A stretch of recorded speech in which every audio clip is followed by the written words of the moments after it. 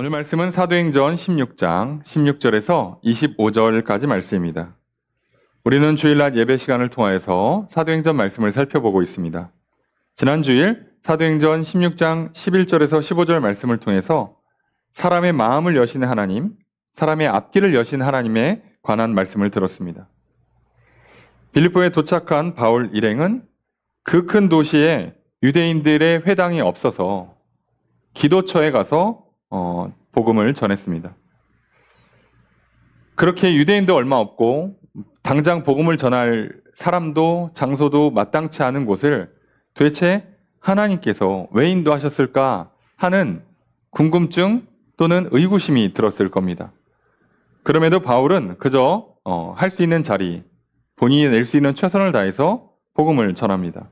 근데 그곳에서 남자도 몇 명 없고 성인 남자가 하여간에 12명도 안 되는, 그래서 남녀 합쳐봐야 한 10명쯤 될 것 같은 그곳에 복음을 전하는데 루디아라는 여인이 복음을 전해 들었습니다. 그리고 루디아가 복음을 듣고 있을 때 주님께서는 그 마음을 열어주셨어요. 마음을 열어주셔서 그 믿는 그 영혼에게 하나님 말씀이 깨달아지게 하시고 그 말씀이 참 좋다고 기뻐하게 하시고 그 말씀을 따르겠다는 그런 의지들이 올라오도록 결단을 하게 하십니다. 그래서 참 듣고 보니 믿고 보니 이제 알게 돼요. 듣고 보니 믿고 보니 뭔가 새로운 것을 볼 수 있게 됩니다. 오늘 그래서 루디아가 본격적으로 하나님을 믿고 따라갈 수 있게 되었어요. 우리에게도 이런 은혜를 베풀어 주셨기 때문에 오늘 이 자리에 나와 있을 수 있게 되었습니다. 그러니 오늘 우리도 하나님의 은혜를 감사하는 마음으로 이 자리에 나와서 하나님 말씀을 또 듣기를 바랍니다. 오늘 말씀을 듣고 믿음으로 서는 우리들의 마음을 하나님께서 열어주실 것입니다. 그래서 내가 또 보지 못하고 있던 것, 알지 못하고 깨닫지 못하고 있던 걸 보게 하실 것이요 알게 하실 것입니다. 그래서 우리의 마음이 열리고 우리의 생각이, 눈이 열리고 귀가 열려서 이제 하나님을 제대로 믿고 확실히 믿고 살아갈 수 있게 하실 것입니다. 그리고 루디아가 믿음으로 말미암아 이 여자 사장님 때문에 이 온 집안 사람들, 직원들은 다 세례를 받고 성도가 됩니다. 놀랍게도 이것 때문에 빌립보에 교회가 세워져요. 그런데 루디아가 강권을 합니다. 내가 제공하는 우리 집에 들어와서 숙식을 해라. 바울은 복음이 왜곡될까봐 돈벌이 하기 위해서 이상한 사상 전하고 강의비 받으려고 저 사람 괜히 그럴듯한 새로운 얘기 하는구나 라는 오해를 피하기 위해서 자비량 사역을 했어요. 그런데 이 빌립보에서는 루디아라는 여인을 통해서 숙식을 제공받게 되고요. 그리고 이 빌립보 교회를 통해서 선교비를 지속적으로 후원받게 하십니다. 하나님께서는 이 마게도냐 지역에서 앞으로 바울이 해야 되는 이 선교의 여정을 새롭게 열어주셨어요. 오늘 우리가 말씀을 들을 때 하나님을 믿음으로 나아갈 때 우리의 마음만 열리는 게 아니라 우리의 생각이 열리고 우리의 귀가 열리고 또 우리의 어떤 마음이 열리는 수준을 넘어서 우리의 앞길 또한 열리게 될 줄로 믿습니다. 그래서 그렇기 때문에 오늘 우리는 결국 말씀을 듣고 믿고 따라갈 때 그때 우리의 앞길은 열리는 것입니다. 그렇기 때문에 우리는 담대할 수 있고 평안할 수가 있습니다. 모두에게 다 오늘은 처음이고요. 내일은 다 알 수 없는 미지의 영역입니다. 오늘을 2번 사는 사람 한 명도 없고요. 내일을 알 수 있는 사람은 하나도 없습니다. 그렇기 때문에 우리는 늘 두렵고 걱정과 근심이 먼저 찾아올 수밖에 없어요. 그래서 이걸 해결하기 위해서 우리는 헛된 우상들을 붙들고 의지합니다. 그리고 익숙한 것으로 되돌아가려고 해요. 쉽고 편한 길을 찾으려 합니다. 그러다 보면 하나님께서 펼쳐주시는 앞길이, 새날이 열려지지가 않아요. 오늘 우리는 이 땅에 진짜 딱 한 번 삽니다. 나와 같은 인생은 나밖에 못 삽니다. 그 놀라운 삶을 우리에게 허락해 주셨는데 왜 남들과 똑같이 살려고 합니까? 그리고 어차피 한 번밖에 못 살기 때문에 나만이 누릴 수 있는 이 놀라운 인생을 살아야 되는데 왜 남들보다 못한 그저 그냥 숨만 쉬면 문제가 없는 인생을 꿈꾸며 살아갑니까? 문제를 뛰어넘어서 새롭고 놀라운 일들을 경험하는 멋진 인생이 되어야 되지 않겠습니까? 근데 그 인생을 살아갈 수 있는 힘은 오직 말씀을 듣고 믿을 때 하나님이 열어주십니다. 여러분 부디 편하고 안전한 길이 천국이라고 착각하지 않기를 부탁드립니다. 미래를 예측하고 보험을 들어놓고 이렇게 하면 될 것이라는 헛된 우상을 붙들어 놓고 거짓된 평안에 취해 살아가지 마십시오. 예수님이 보여주신 그리고 성경에 있는 인물이 보여준 삶들을 보세요. 이들 평안히 사는 게 아니에요. 평안을 누린 겁니다. 삶에 어떤 요동이 쳐도요. 평안을 누리며 살았어요. 그리고 결국 그 문제는 다 풀어냅니다. 여러분 그러니 오늘 우리는 빌립보로 인도하시면서 참 하나님께서 우리의 마음도 여시고 또 앞길도 열어주시는구나를 깨닫게 됐어요. 오늘 우리의 삶에도 동일한 은혜가 있기를 주님 축복합니다. 늘 우리의 마음이 열려서 그동안 보지 못하던 것들이 보이고 알지 못하던 것들이 깨달게 알게 되는 그런 저 여러분들의 되기를 주님 축복합니다. 그리고 믿고 말씀 앞에 섰더니 앞길이 열리는 그래서 걱정 근심을 이겨내고 담대하고 평안하게 하루하루 살아냈더니 결국 승리하더라. 놀라운 인생, 후회 없는 인생, 정말 멋진 인생, 빛나고 아름다운 인생이 되더라 라고 고백할 수 있는 저 여러분들의 삶이 되기를 주님 축복합니다.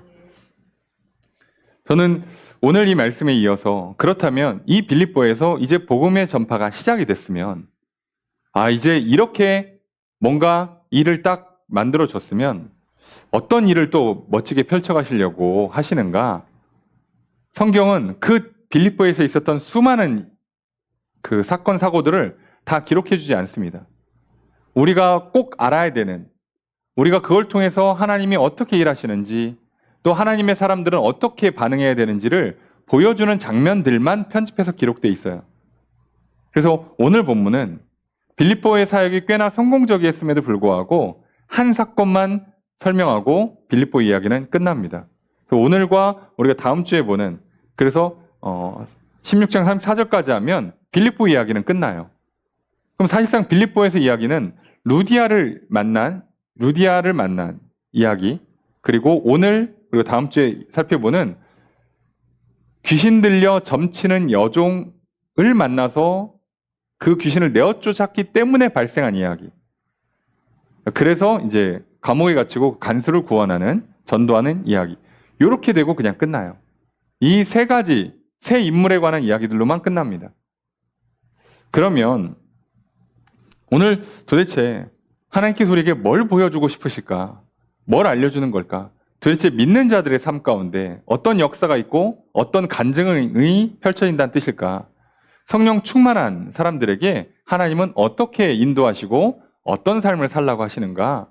오늘 저는 기도하고 하나님을 찬송하며라는 제목으로 말씀을 전하려고 합니다. 제목이 너무 짧아서 굳이 더 붙이면 인생의 한밤중에 하나님께 기도하고 찬양을 드리는 믿음에 관해서 말씀드리려고 해요. 오늘 하나님의 말씀을 듣고 믿는 저 여러분 되시기를 부탁드립니다. 예수를 그리스도로 믿는 나의 기도를 하나님은 들으시고요. 나의 찬양을 받아주십니다. 그렇게 나의 기도를 들으시고 나의 찬양을 기쁘게 받으신다는 것을 믿고 늘 기도와 찬양을 하시기를 바랍니다. 그리고 그 기도와 찬양 가운데 어떤 놀라운 역사가 일어나는가? 또 그리고 어떻게 기도하고 찬양할 수 있도록 나를 변화시켜 주시는가? 오늘 말씀을 통해 좀 살펴보려 합니다. 오늘 먼저 16절 말씀 함께 읽도록 하겠습니다. 시작.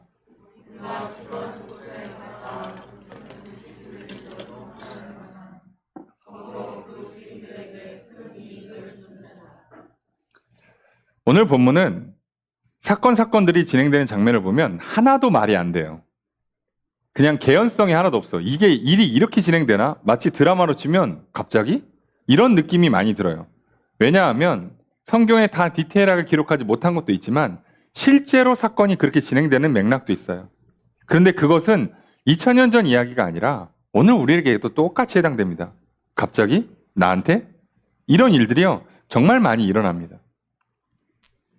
오늘 보면 바울은 이 루디아가 복음을 듣고 믿고 그 집안 사람들 다 세례받게 해서 그러면 숫자가 꽤 많아질 거 아닙니까? 그럼에도 불구하고 어디로 가냐? 기도하는 곳으로 갑니다. 이 기도처가 뭐라고요? 회당이 안 됐을 때, 건물이 없을 때 임시로 모이는 장소예요. 누가? 유대인들이.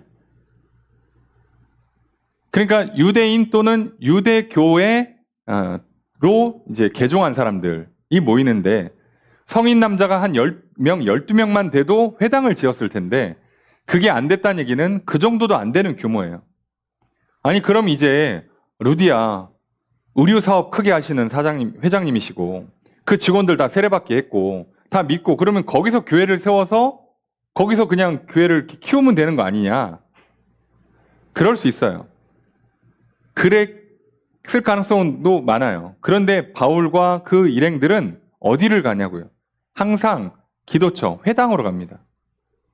그럼 이상하잖아요. 아니 여기는 아무리 숫자가 적어도 이 정도 장사를 해서 원래 출신 지역에 아니라 이쪽에 와서 소위 공장 짓고 사업을 크게 하는 사람이라면 직원 숫자가 뭐 몇십 명, 뭐 많으면 뭐 100명도 넘을 거 아니에요. 그럼 이제 뭐 사실 우리식으로 표현하면 아이 끝났네. 그럼 여기만 잘해도 알아서 이 친구들 데려오고 뭐 하면 금방 전도 되겠네 싶은데 기도하는 곳으로 갑니다. 좀 이상하죠. 그런데 우리는 여기서 하나 좀 기억하셔야 돼요. 바울이 왜 이렇게 전도를 하는가? 당시 로마 식민 지배를 받고 있던 지중해 연안 지역에서는요, 공식적으로 황제를 신이라고 뭐 믿든가 아니면 정치적으로 선동을 하고 있었던 시대이기 때문에 황제가 이 정도는 니들 그냥 뭐 종교 생활해라고 공인해준 종교는 상관이 없는데 공인을 못 받은 종교는 가르치면 안 돼요. 그러면 잡힙니다.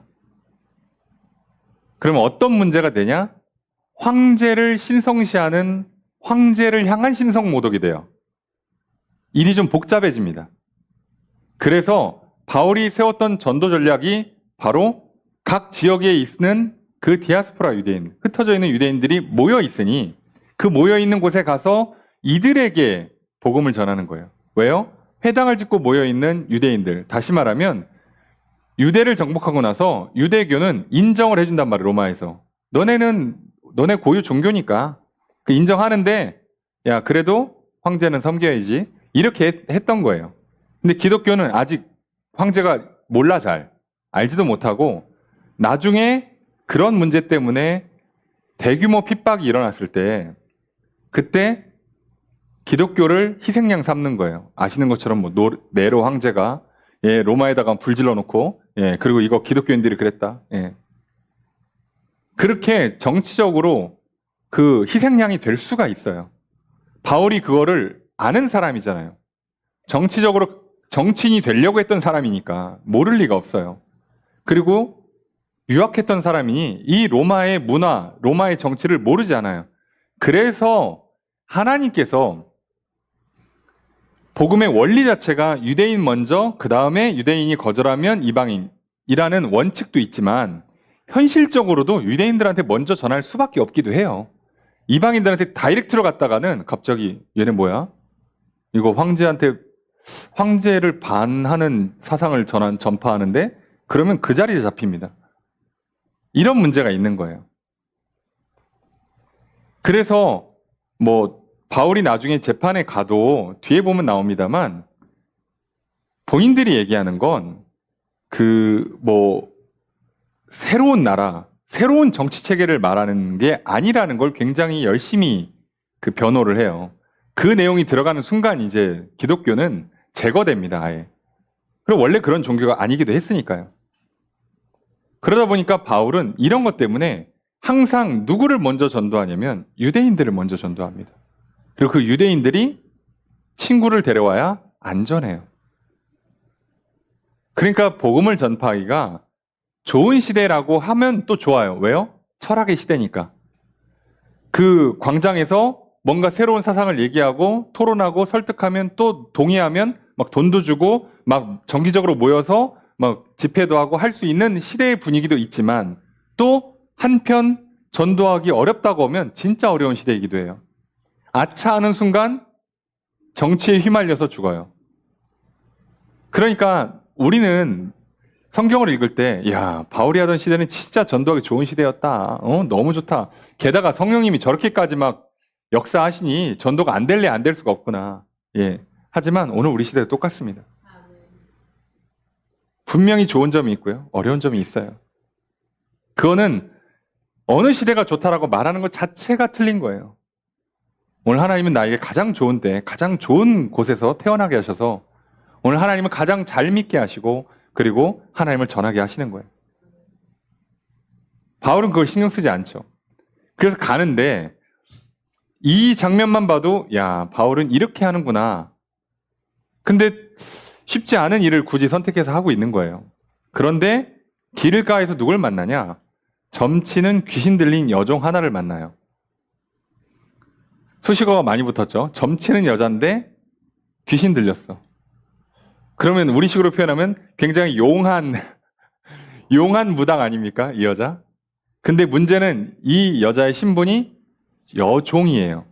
그럼 주인이 있다는 얘기죠. 그런데 뒤에 보니까 점으로 그 주인들에게 큰 이익을 준다. 여기도 약간 혼란스러운데 주인이 하나가 아니에요. 그러면 도대체 이 당시에도 종 하나를 두고 주인이 여럿 붙는 건 그렇게 자연스러운 일은 아니거든요. 그러면 이거 무슨 얘기예요? 이 여인의 그 수익이 꽤나 많기 때문에 또는 이 여인의 어떤 활동 지역이 그래서 오늘은 A 회사에서 점치고 다음 주는 B 회사에서 점치고 그러니까 A 회사 일주일 동안 있는 동안엔 수익은 A 주인이 가져가고 아마 이런 식이 아니었을까. 그러니까 이 여자는 종인데 이 여인을 통해서 점치면서 수익을 극대화하기 위해서 원 주인이 어떻게 보면 투자자를 모집을 해서 꽤나 많은 투자자들이 그러면 내가 뭐 장소를 제공할 테니 수익의 얼마를 나한테 달라. 이렇게 해서 아마 모이지 않았을까 싶어요. 그러면 도대체 이 여인은 얼마나 용한 거야. 얼마나 잘 벌리길래 이게 가능하냐고. 그죠? 그러니까 지금 뭔가 장면들이 특이하게 일어납니다. 근데 뭐 길 가다 만날 수도 있지. 만날 수도 있는데 이 여인이 뭐라고 얘기하냐? 17절 읽겠습니다. 시작.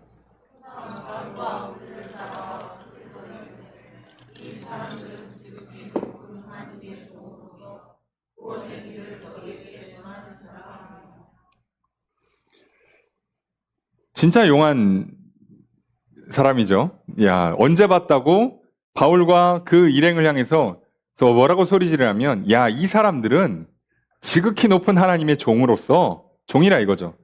구원의 길을 너에게 전한다. 옆에서 이 지역에서 가장 용하다는 그 무당이 옆에서 바울을 따라다니면서 전도해주는 기적 같은 장면이 일어나요. 아, 이건 또 뭐야? 우리도 한때 그런 적 있었어요. 전 보러 갔더니 갑자기 무당이 야, 너는 교회 가야겠다. 그래가지고 교회 오신 분들이 꽤 많아요. 꽤 많습니다.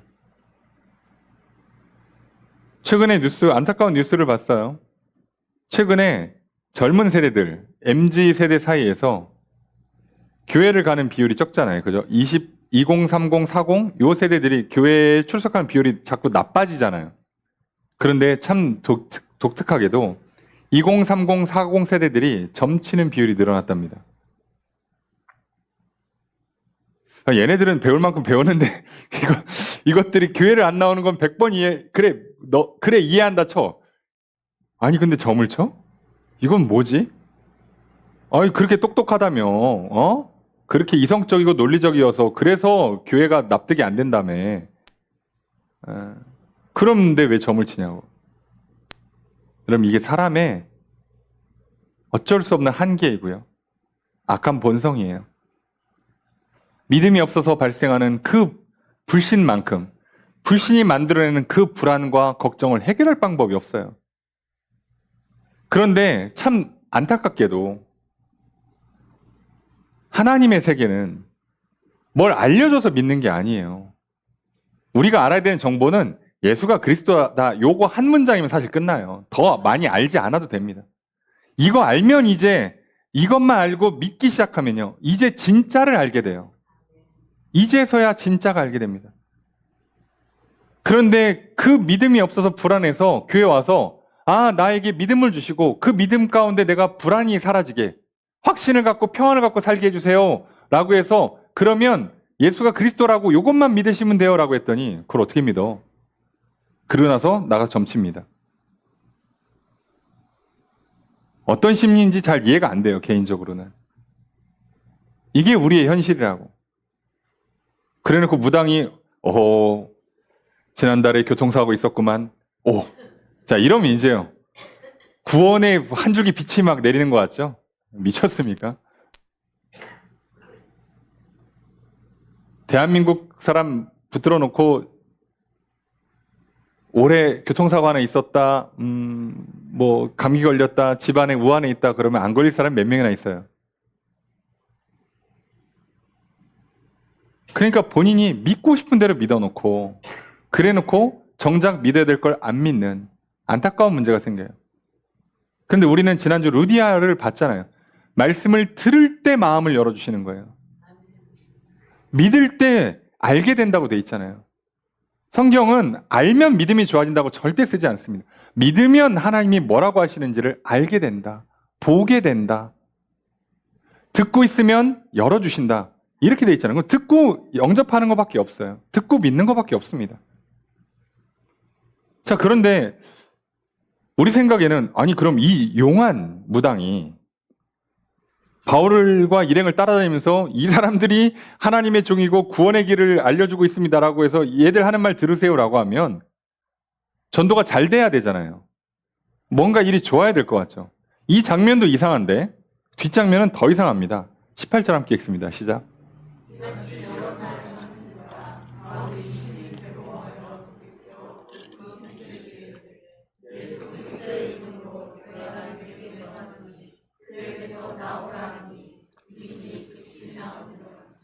이같이 여러 날을 했어. 이거 이 정도면 전도팀으로 받아줘야죠. 그런데 문제는 바울이 심히 괴로워했다라고 써 있습니다. 이거 전도해 주는 거 아니었어? 도와주는 거 아니었습니까? 우리가 보통 그냥 아무 생각 없이 보면 그 지역에서 제일 용하다는 무당이 얘네가 진짜예요, 얘네 말 들으세요 하면 도와주는 거 아닌가? 근데 왜 바울은 괴로웠을까요? 여기서부터 벌써 이제 뭔가 이상하죠. 이 장면은 무슨 말이지 이게? 만약에 이게 바울이 이게 복음 전파에 도움이 됐다면 괴로워할 리가 없어요. 그런데 바울은 이것 때문에 괴로워했단 말이죠. 그럼 뭐 때문에 괴로워하지? 저도 이 장면을 보면 귀신 들린 여인이 따라오는 것 자체가 좀 보기 안 좋나? 그럴까? 뭐 때문일까? 이런 생각이 들잖아요. 그런데 오늘 본문은 특이한 얘기를 하는 겁니다. 만약에 이게 진짜 힘들고 괴로웠으면 그냥 귀신을 쫓아버리면 돼요. 아니면 이 여인을 그냥 오지 말라고 하면 됩니다.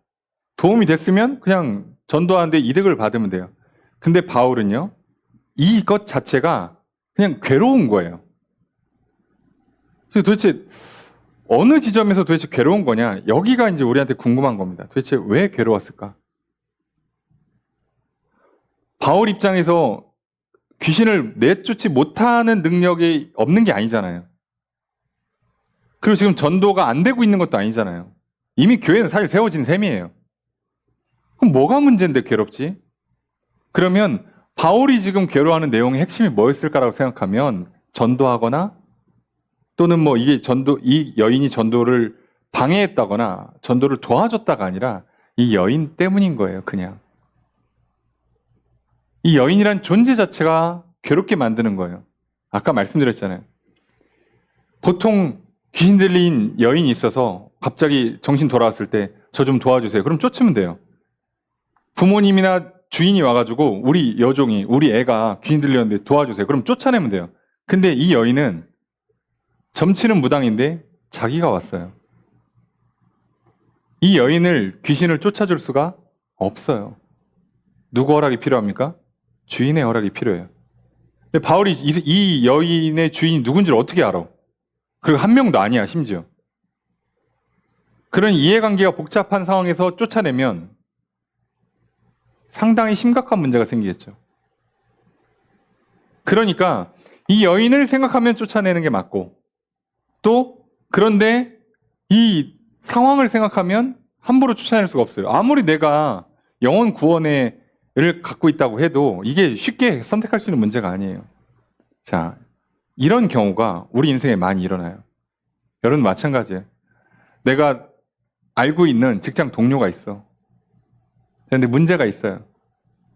근데 이게 이 사람 문제가 아니라 이 사람 뭐 애인 문제야, 이 사람 부모님 문제야, 이 사람의 친구의 문제야. 그러면요, 이제부터 나는 옆에서 괴로움을 당하게 돼 있어요. 이거 뭐 직접 들어가기도 어렵고, 그러자니 손 놓고 구경하기도 괴롭고, 그 중간에 이러지도 저러지도 못하는 상황이 우리를 상당히 힘들게 합니다. 바울은 지금 그 괴로움을 당하는 거예요. 사실 여기서 끝났어요. 그냥 빌립보 떠나도 돼요. 교회는 세웠으니까. 근데도 이 괴로움을 당하는 거예요. 어떡하지? 그래서 이제 어떻게 합니까? 바울이 심히 괴로워서, 여러 날을 그렇게 하니까 괴로워서 어떻게 합니까? 돌이켜 그 귀신한테 예수 그리스도의 이름으로 명해서 나오라고 해서 쫓아냅니다. 자, 이제 바울이 무슨 생각이 들었겠어요? 한 영혼 살렸다? 이게 왜 이상한 장면이냐면, 이 귀신 들린 여종이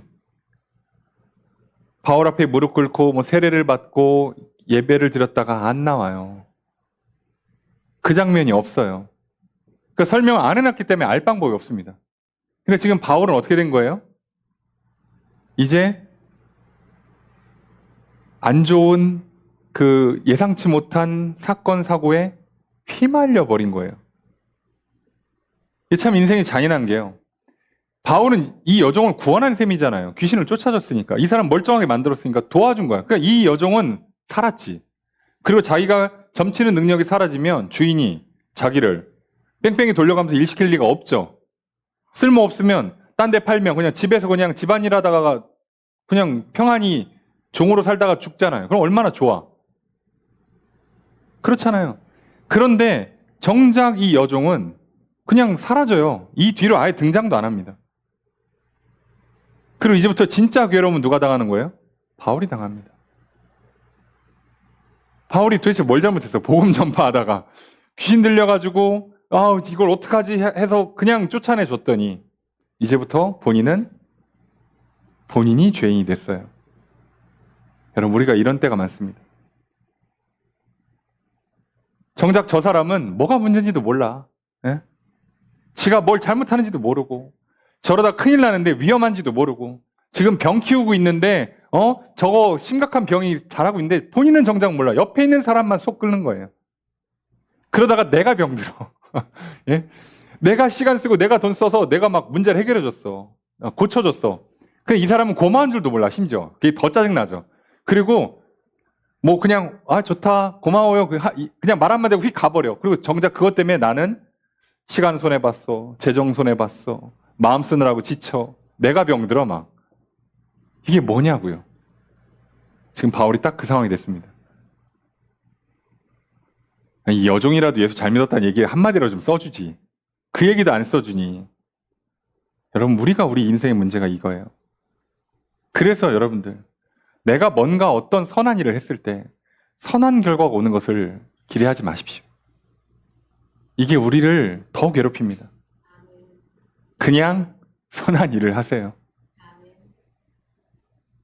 너무 보기 안타까우세요? 옆에 있는 사람이 뭔가 일을 잘못하고 있을 때, 뭔가 위험한 일을 하고 있을 때, 저렇게 하다가 병들지, 다치지, 저렇게 하다가 큰일 나지 싶을 때 안타까운 마음이 있으세요?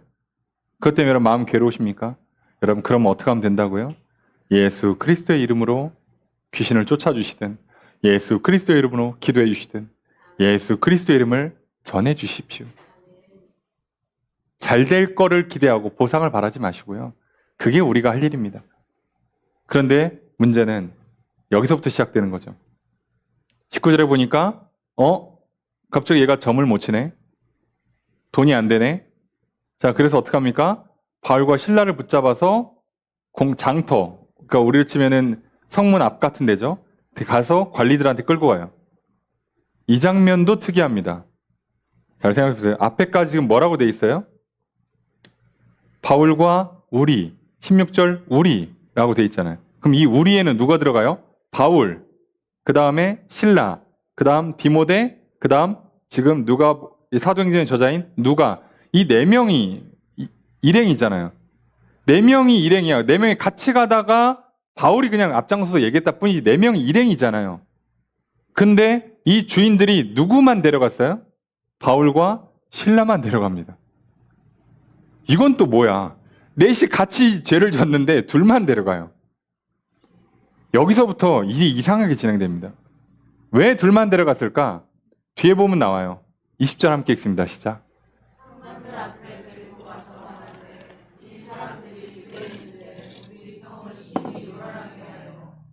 왜 데려갔을까요? 바울과 실라는 유대인이에요. 디모데는 아버지가 헬라인이잖아요. 어머니가 유대인이고. 그러니까 유대인들 입장에서는 유대인이라고 봐주지만 헬라인들 입장에서 아버지가 헬라인이니까 헬라인이죠. 그리고 헬라 지역에서 태어났고 누가 헬라인입니다. 그러면 네 명이서 죄를 졌는데 누구만? 유대인 둘만 데려가요. 여러분, 이런 일이 우리 인생에 많죠. 학교에서 사고 쳤는데 백 없는 애들만, 선생님이 미워하는 애들만 골라 데려갑니다.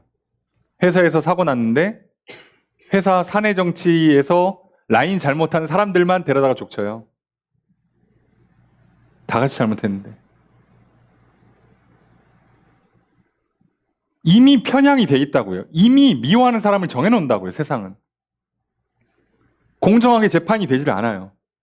여기서부터 이미 심각한데, 죄목이 뭐예요? 우리 민사소송이 아니에요. 내 재산상 피해를 끼쳤다가 아니야. 원래 이거 걸 수 있는 겁니다. 내 종을 이 돈을 벌어줬는데 그걸 건드렸으니 피해액을 보상해라 이렇게 해도 되잖아요. 그런데 어떻게 해요? 그 얘기는 한마디도 안 하고 뭐라고 얘기합니까? 성을 요란하게 한다. 21절에 로마 사람들, 일부러 지금 유대와 로마 사람을 가르고 있잖아요. 로마 사람인 우리가 받지도 못하고 행하지도 못할 풍속을 전한다. 아니, 받으면 되지 뭘. 근데 지금 뭐라고요? 로마 사람이 못 받겠다는 거예요. 어디에서 문제가 있어요? 공인된 종교가 아니란 뜻이에요. 공인된 종교가 아니에요. 그런데 로마 시대예요. 공인되지 않은 종교가 얼마나 많았겠습니까? 그 일일이 다 잡아다가 그렇게 법정에 세웠을까요? 안 세웁니다.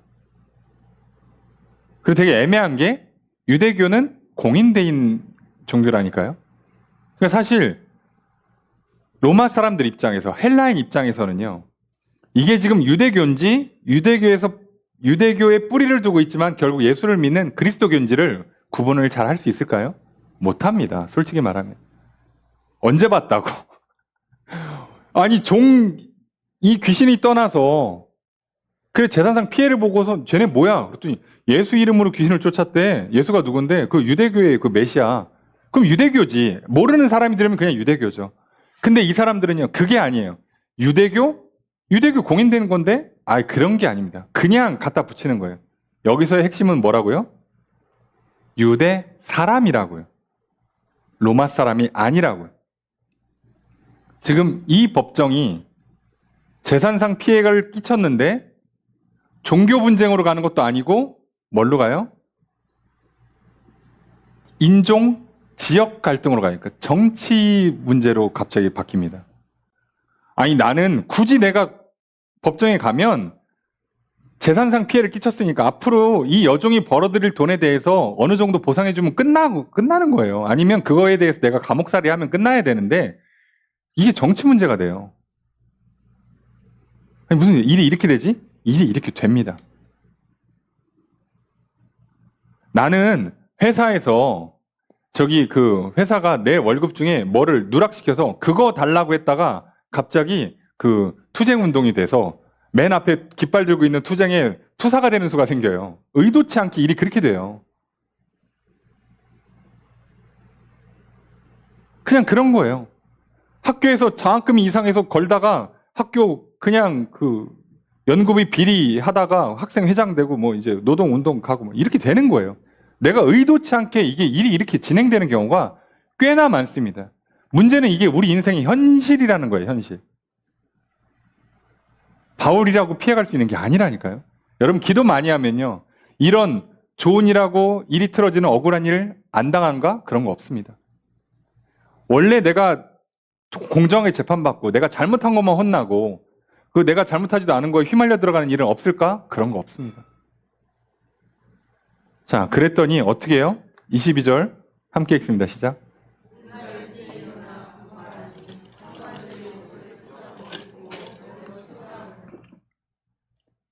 여기는 더 또 여기 동네가 이상해요.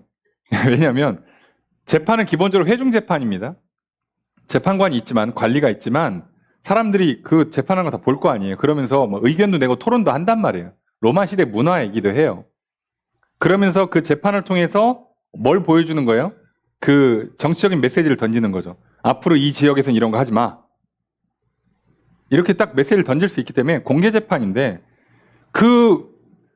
이 사람들 유대인인데 이상한 거 전달해요 라고 아니 자기 여종 얘기는 한마디도 안 하고 그랬더니 뜬금없이 22절에 무리들이 일제히 일어나서 뭐라고요? 고발을 해요. 도대체 무리는 뭘 고발했는지 모르겠어요. 그러니까 이게 한번 일이 틀어지잖아요. 이제 걷잡을 수 없게 됩니다. 이런 일이 진짜 많아요. 나는 말 한마디 했거든요. 근데 저쪽은 10마디, 100마디라고 막 죽으려고 덤벼요. 아니, 나는 심지어 토론이나 시비를 걸려고 하거나 뭐 욕하거나 저주한 게 아니라 그냥 평범한 인사 한 말이었어요. 그냥 간단한 스몰 토크였다고. 근데 저쪽은 갑자기 그게 정치 이야기로 번지고 무슨 뭐 감정 싸움으로 번지더니 불같이 일어나 버려요, 그냥. 내가 어떻게 하냐고 도대체 그거를. 그럼 뭐 인사도 하지 말까? 인사 안 한다고 또 삐지지 그러면. 그러니까 아무것도 할 수가 없어요. 일이 한번 이게 틀어지잖아요. 그냥 끝납니다. 여러분들 이거 너무 이렇게 휘말려 가는 거에 대해서 너무 답답해하고 억울하지 마시라고 말씀드리는 거예요. 오늘 그 결론이 나와서 그래요. 바울 입장에서는 교회도 세워졌는데 굳이 제대로 또 복음을 전하겠다고 열정을 내다가 귀신 들린 여종을 쫓아줬다가 아니 민사소송이 아니라 갑자기 이게 인종 재판으로 가고 정치적인 문제로 가고 그래서 그냥 그러면 재판이면 재판을 해야 될 거 아니에요. 그럼 바울의 변호를 들어야 될 거 아니냐고. 그리고 사실 바울은 로마 시민권이 있어요. 그러니까 얘네들이 잘못 알고 유대인인 줄 알고 끌고 들어온 거잖아. 저 시민권자인데요. 이러면 돼요. 근데 바울은 그 얘기를 안 한다고요. 지금 여기서. 이걸 우리가 봐야 돼요. 적극적으로 항변하지 않습니다. 왜 그랬을까요? 이 휘말려 들어가는 걸 이 여기서 마지막 반전 카드는 저 사실 로마 사람입니다. 자, 이렇게 되면 이제 어떻게 돼요? 너는 빠져. 신라만 조지면 돼요. 그죠? 그렇게 됐겠죠. 바울은 살아남을 수 있어요. 어쨌든 간에. 뭐 저기 디모데랑 누가도 나와 있으니까 신라 이번엔 너만 좀 고생하자 해도 돼요. 그렇다고 그걸 신라가 뭐 어떻게 나만 놓고 가냐 이렇게 할 사람도 아니고 그런데 안 합니다. 왜 안 했을까요? 신라와 함께 하려고? 아니요. 뒤에 보면 왜 이걸 함께 하는지가 분명히 드러나요. 이거를 안 했기 때문에 재판에 변호할 기회도 안 줘요. 유대인들 사람 취급도 안 합니다. 로마 사람들 입장에선. 식민 지배 받고 있는 민족이잖아요. 재판 제대로 진행 안 하고 날려요. 로마 사람이었으면 재판 했어야지. 변론을 했어야죠. 근데 그것도 안 해. 변호도 안 해. 그리고 어떻게 해요? 고발하니까 뭐라고 합니까? 저거 죽여. 저거 이상해. 그러니까 야 얘네 옷 벗기고 때려. 태형을 시키는데 문제는 몇 대 때렸나도 안 나와요. 23절에 많이 때렸다고 돼 있습니다. 많이 때리는 건 몇 대 때리는 거예요. 보통 때리면 서너 대 때립니다. 3대, 4대 정도 때려요. 별거 안 때리네? 맞아 보세요. 여러분 미숙청 가서 곤장 한번 체험 한번 해보세요. 얼마나 아픈가. 근데 그걸 맨살에 쳤다고 생각해 보세요. 그 엉덩이나 허벅지 치는 것도 그렇게 아픈데 여기서는 사실 엉덩이 허벅지를 때리는 게 아니라 그냥 아무데나 때리는 거예요. 근데 많이 때렸어? 그럼 많이라고 붙으면요. 최소 10대 이상 때린 겁니다. 얼마나 아파요, 사실. 얼마나 억울하고. 자, 그렇게 해서 감옥에 갇히는데요. 그것도 깊은 감옥에 넣어요. 제일 밑에 넣어요. 아니, 그래도 좀 위에다 넣어주지. 제일 깊은 데 넣어요. 문제가 지금 심각하게 돌아갑니다. 내 인생이 정말 끝없이 밑바닥으로 떨어져요. 내 마음의 낙심과 절망이 한없이 떨어지는 현상이 일어난다. 우리 인생에 이 일이 있을 거 아니에요. 근데요, 24절에 보니까요, 그 발을 착고에 채웠어요. 발을 착고에 채운다. 여러분 영화나 이런 거 보시면 벽에 이렇게 쇠사를 박아놓고 이렇게 손이 발에 묶잖아요. 그게 묶는 거예요. 근데 제일 밑에 있는 감옥은요, 못 돌아다니게 해요. 그러니까 상태가 심각한 애들을 넣는 거기 때문에 못 돌아다니게 해요. 그러니까 움직임이 제한됩니다. 그래서 사실상 아파 죽겠는데 누워서 쉬지도 못하고 거의 자세도 제대로 못 바꾸고 그냥 고정된 채로 버텨야 돼요. 그 자세가 어떻다 저떻다 이렇게 설명들이 있지만 모르겠습니다. 그게 중요한 게 아니라 지금 못 움직인다고. 갇혔죠. 답답하죠. 몸부림도 못 쳐요. 우리 같으면요. 이쯤 되면 사람은요. 낙심하고 절망합니다. 네, 원망이 시작돼요. 자, 그런데 25절 읽습니다. 시작.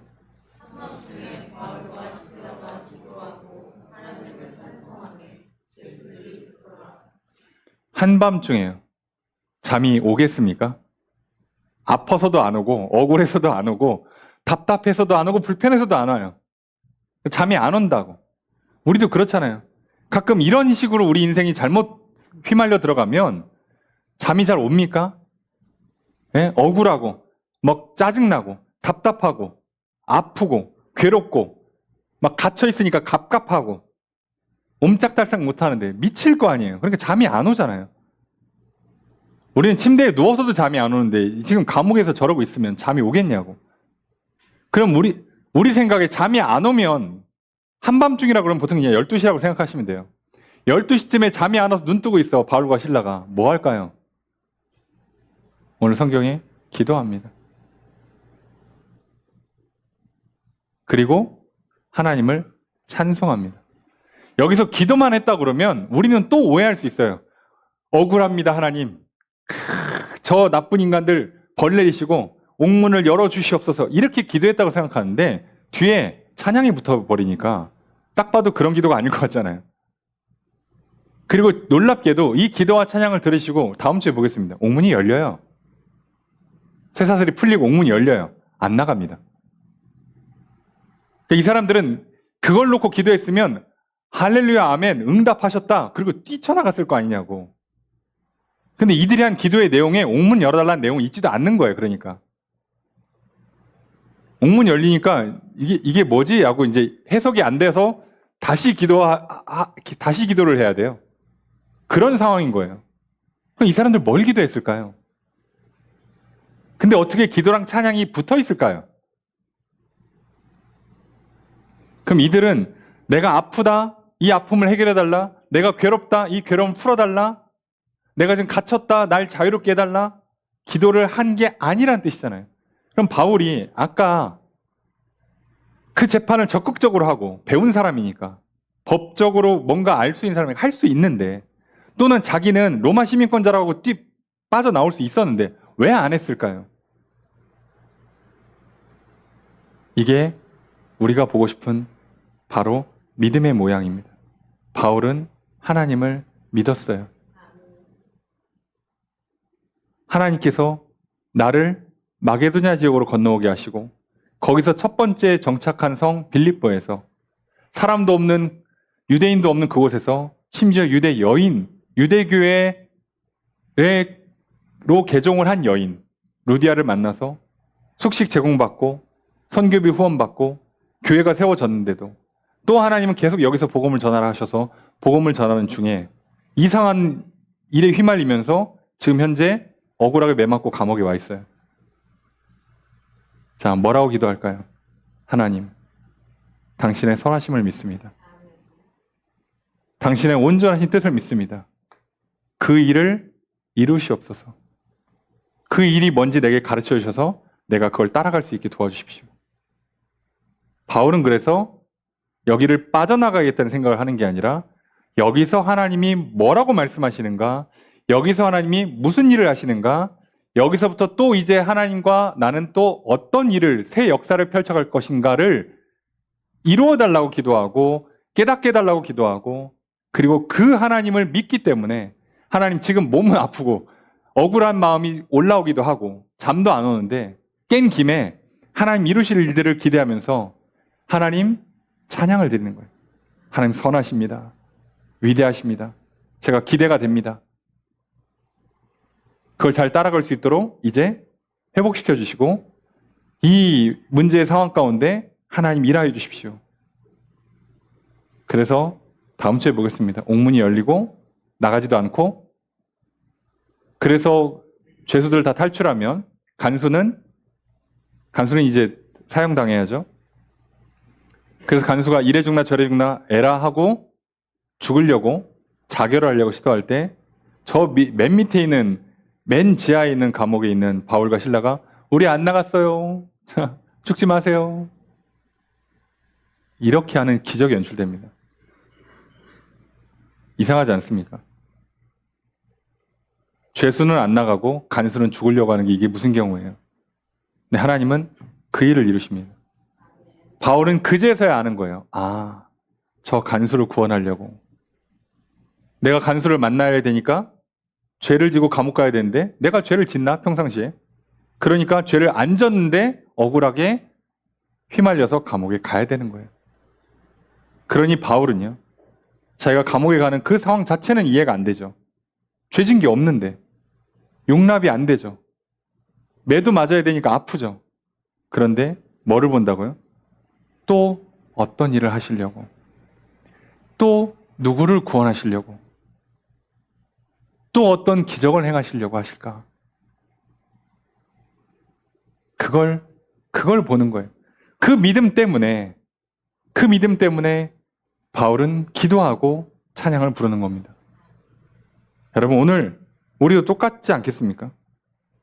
우리 인생도 똑같은 일이 펼쳐질 거 아니냐고요.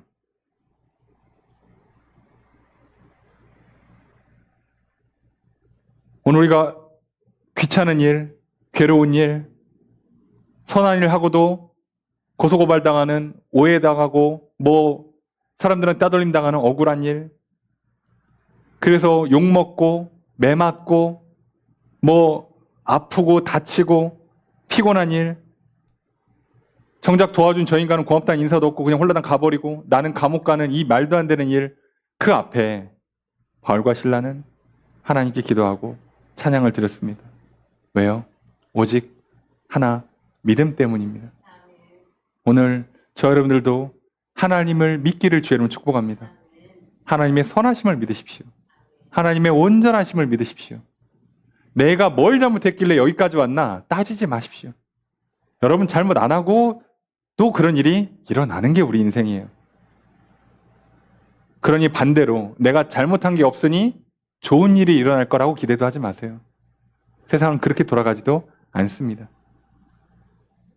여러분, 오늘 우리가 귀찮고 괴롭고 억울하고 아프고 힘들 때, 여러분 우리가 예수를 믿는다면 우리는 나도 모르게 기도하게 될 것이요, 감사하고 찬양하게 될 것입니다. 잠이 오지 않아서 괴로운 그 한밤중에 깬 김에 기도하고 찬양하게 될 것입니다. 한숨이 나오는 김에, 눈물이 흐르는 김에 우리는 기도하고 찬양하게 될 것입니다. 그런데 그러면 이제 알게 될 겁니다. 보게 될 겁니다. 옥문이 열리는 기적을. 하나님께서 왜 이런 일을 행하시는지 그 선하시고 온전한 뜻을, 그리고 그걸 통해서 이루어 가시는 놀라운 역사를 보게 될 것입니다. 여러분, 그러니 내 앞에 펼쳐진 일들에 너무 집중하지 마십시오. 흔들리지 마십시오. 여러분, 도와주는 것 같은 게 실상 괴롭히는 경우도 많고요. 괴롭히는 게처럼 보이는 일이 도움이 되는 경우도 많습니다. 우리는 그거를 알 방법이 없습니다. 그러니 그저 우리가 할 일은 딱 하나입니다. 아, 바울처럼 이러려고 나를 마게도냐로 이끌어왔나? 야, 어쩐지 초반에 잘 되더라. 그럼 그렇지. 전혀 그런 거 하지 않습니다. 아, 이게 나의 다음 발걸음이구나. 그래서 바울은요, 이 감옥에서 나온 뒤에 빌립보를 떠납니다. 왜요? 이게 빌립보에서 해야 되는 마지막 일이었다는 걸 아는 거예요. 아, 이거 할 때까지 조금 더 있으라고 하셨구나. 그래서 계속 기도처에 가서 복음을 전하게 하신 거였구나. 바울은 그걸 아는 거예요. 아니, 교회가 세워졌으면 갑자기 또 꿈에 나타나서 이제 빌립보 다 됐으니까 이쪽으로 오세요 할때 얘기가 없어요. 계속 한 거예요. 근데 왜지? 할 거 다 한 거 같은데? 이제 더 할 게 없는데? 싶은데 자꾸 좀 더 있으래. 뭐지? 근데 일은 휘말려. 아씨, 빨리 도망갈 걸. 이런 마음이 절로 들 때 그런 마음을 하잖아요. 아니면 이렇게 하려고 나를 여기다 갖다 뒀나? 원망하는 마음 절대 들지 않습니다. 여러분, 우리의 인생이요, 롤러코스터 같지 않겠습니까? 네. 좋은 일, 나쁜 일이 쉴 새 없이 몰아쳐요. 한 치 앞을 예상할 수가 없습니다. 그러니 우리는요, 그걸 바라보면서 웃고 우는 인생이 되시면 안 됩니다. 우리는요, 하나님을 바라봐야 합니다. 나를 사랑하신 하나님, 나를 구원하신 하나님, 나를 향한 선한 계획을 갖고 계신 하나님, 나에게 생명 주시고 복 주신 하나님, 그리고 나와 함께 이제 하나님의 뜻을 실현하시면서 하나님과 함께하는 놀라운 인생, 참 멋진 인생, 한 번뿐이면서도 정말 유일한 인생, 후회 없는 인생을 살게 하신 하나님, 그분을 바라보시면서 그분 때문에 기뻐하십시오. 그러니 여러분, 오늘 바울과 같은 이런 일들이 있을 때, 내 인생의 한밤중이 찾아올 때, 어둡고 캄캄하고 아프고 괴로운 그 순간에 믿음을 잃지 마시길 부탁드립니다. 예수가 나의 그리스도 되십니다. 나를 위해 나의 죄를 대신하시기 위해 죽기까지 사랑하셨어요. 뭘 더 못하시겠습니까, 하나님께서? 그러니 예수를 그리스도로 믿고 하나님 앞에 나아가십시오. 예수 그리스도 이름으로 기도하시고 예수 그리스도 이름을 전하십시오. 그 믿음만으로 살아가신다면 여러분, 인생의 한밤중에도 우리는 괴로워하거나 후회하거나 절망하는 것이 아니라 그저 기도할 것이요, 찬양할 것입니다. 그리고 그 기도와 찬양을 하나님은 기쁘게 받으시고 놀라운 응답을 내려주실 것입니다. 오늘 또 한 주를 시작하고 새로운 한 달을 시작합니다.